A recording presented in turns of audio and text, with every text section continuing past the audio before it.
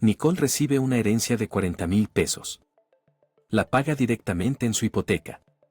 Su vecino David recibe la misma cantidad. La pone en un fondo indexado y no la toca. Los dos creen que tomaron la decisión obvia. A los dos les falta algo. Y cuando haces los números a 20 años, la diferencia no es lo que ninguno esperaba. En ninguna dirección. Seamos justos. Nicole y David tienen 38 años. La misma calle, el mismo ingreso, la misma hipoteca. Una casa de 320,000 pesos, 25 años restantes en un préstamo fijo al 6.5%. Pago mensual, 1,740 pesos. Los dos reciben 40,000 pesos exactamente al mismo tiempo.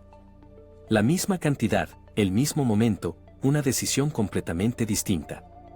Nicole transfiere los 40,000 pesos directamente a su banco. Lo llama la mejor decisión de su vida. Puede sentir cómo la deuda se achica. Esa noche duerme diferente. David abre su aplicación de inversiones, deposita los 40,000 pesos en un fondo indexado del mercado total y vuelve a ver televisión. No tiene ninguna historia que contar. Ninguna sensación de alivio. Solo un número en una pantalla que sube un poco, baja un poco y vuelve a subir. En papel, la decisión de Nicole parece absolutamente correcta. Acaba de atacar una deuda garantizada al 6.5%. Eso es mejor que la mayoría de las cuentas de ahorro. Está reduciendo la cantidad de interés que el banco le va a cobrar. Está construyendo capital más rápido. Hoy es dueña de más de su casa que ayer. Esa sensación de control es real. Y no le cuesta nada sentirla. David, mientras tanto, está viendo cómo el mercado hace lo que el mercado hace. Algunos meses sube 4%. Otros baja 6%. Sin garantías. Sin certezas. Solo exposición a empresas que nunca conoció que hacen productos que a veces ni usa. ¿Quién tomó la decisión más inteligente? Esto es lo que casi todo el mundo entiende mal sobre esa pregunta. En realidad no se trata de la tasa de interés. Corramos los primeros 5 años. El pago de 40,000 pesos de Nicole reduce su capital de inmediato. Al 6.5%, ese pago le ahorra aproximadamente 2,600 pesos en intereses solo en el primer año. En 5 años, ahorra alrededor de 11,000 pesos en intereses y paga su hipoteca aproximadamente 6 años antes. 6 años sin pago de hipoteca. Eso es más de 125,000 pesos en flujo de efectivo liberado al final del préstamo. Esto no es poca cosa. Es dinero real, garantizado, matemático. Los 40,000 pesos de David con un rendimiento promedio anual del 10%, el promedio histórico del S&P 500, valen aproximadamente 64,000 pesos después de 5 años. No contribuyó nada extra. No hizo nada. El dinero simplemente estuvo ahí y creció. Pero esto es lo que la gente olvida. Ese crecimiento todavía no está en su bolsillo. Es un número en una pantalla. Si el mercado cae 30% mañana, son 44,800 pesos. David no puede señalar una deuda pagada como Nicole. Él no puede dormir sobre la certeza. Marcador año 5, Nicole ahorró 11,000 pesos en intereses garantizados. David tiene aproximadamente 24,000 pesos en ganancia no realizada. En matemáticas puras, David está adelante. En tranquilidad ajustada al riesgo, Nicole no está equivocada. Aquí es donde deja de ser simple. El número al que todo el mundo se aferra en esta conversación es la tasa de interés. Mi hipoteca es al 6.5%. Si puedo ganar más del 6.5% en el mercado, invierto. Si no puedo, pago la deuda. Suena lógico. También está incompleto.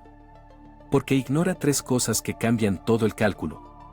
Primero, el tratamiento fiscal.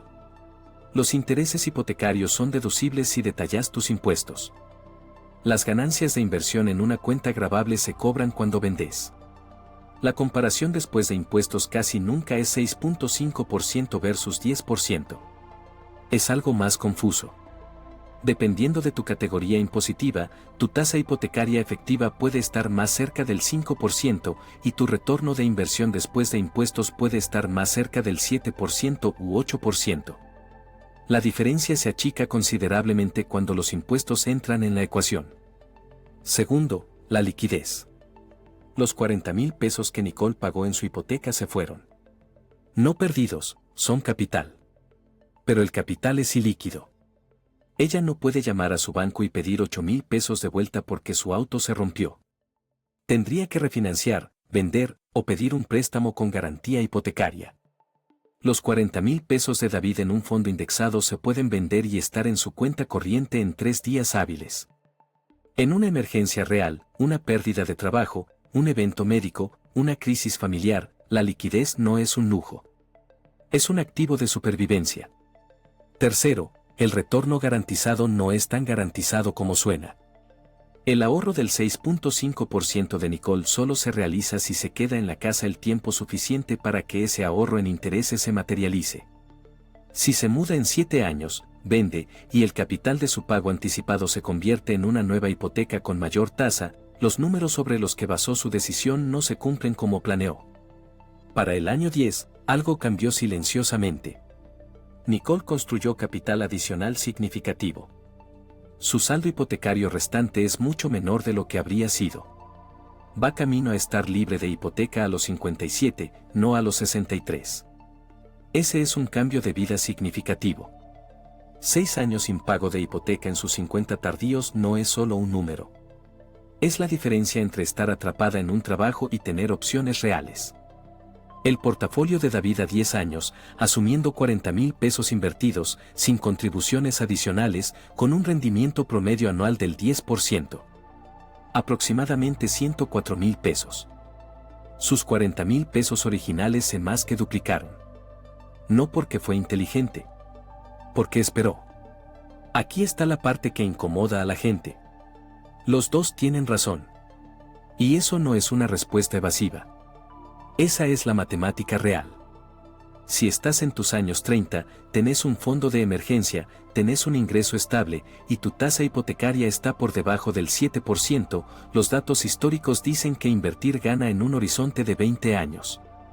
La diferencia en rendimiento esperado simplemente es demasiado grande para ignorar. Pero si estás en tus años 50, llevando una hipoteca hasta la jubilación, con un ingreso fijo por delante y un mercado que podría cortar tu portafolio a la mitad justo cuando más lo necesitas, eliminar la deuda primero no es solo emocionalmente satisfactorio.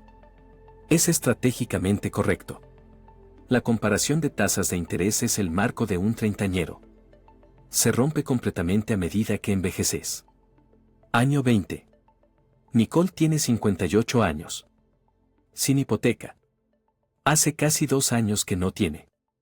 Su flujo de efectivo mensual se abrió en 1,740 pesos por mes. Está redirigiendo cada dólar de eso hacia cuentas de jubilación. La deuda desapareció. La acumulación de riqueza acaba de cambiar a una marcha completamente diferente. En 20 años, ahorró aproximadamente 78,000 pesos en intereses totales. También tiene una casa pagada que vale entre 500,000 pesos y 600,000 pesos dependiendo de la apreciación. David a los 58 años. Sus 40,000 pesos originales, sin tocar, al 10% de rendimiento promedio anual durante 20 años, valen aproximadamente 269,000 pesos. Todavía tiene hipoteca. Todavía tiene ese pago mensual. Su ventaja de liquidez del año 5 hace tiempo que desapareció, absorbida por la vida. Pero su activo invertible está ahí componiendo. Comparación de patrimonio neto a los 58, están más cerca de lo que cualquiera de los dos esperaba. La casa pagada de Nicole representa un capital masivo. El portafolio de David representa activos masivos invertidos. Diferente textura, magnitud similar. Pero aquí está el giro que cambia todo. Después del año 20, Nicole tiene 1,740 pesos por mes liberados y 7 a 10 años de pista de composición antes de jubilarse. Si invierte ese pago completo en el mercado cada mes desde los 58 años en adelante, eso es otros 300,000 pesos a 400,000 pesos construidos antes de dejar de trabajar. Todo sucediendo exactamente a la edad en que es más peligroso tener deuda. David sigue componiendo desde una base más alta pero con un pago todavía atado a su ingreso. En el balance final, terminan dentro del 5 al 10% del patrimonio neto total del otro. Las matemáticas no declaran un ganador. Declaran dos perfiles de riesgo diferentes con destinos similares. Entonces, ¿quién tuvo razón? Esto es lo que ninguno de los dos preguntó cuando tomó la decisión. ¿Para qué es este dinero? Los 40,000 pesos de Nicole eran para seguridad. Para control. Para el tipo específico de libertad que viene de no deberle nada a nadie. Y lo consiguió. Los 40,000 pesos de David eran para crecer. Para mantener sus opciones abiertas. Para confiar en el tiempo y los mercados por encima de la ilusión de certeza. Y eso también lo consiguió. La trampa real no es pagar tu hipoteca. Y tampoco es invertir en cambio. La trampa real es tomar una decisión de 40,000 pesos basada en la respuesta de otra persona sin preguntarte nunca qué necesitas que haga ese dinero realmente. Una pregunta antes de decidir.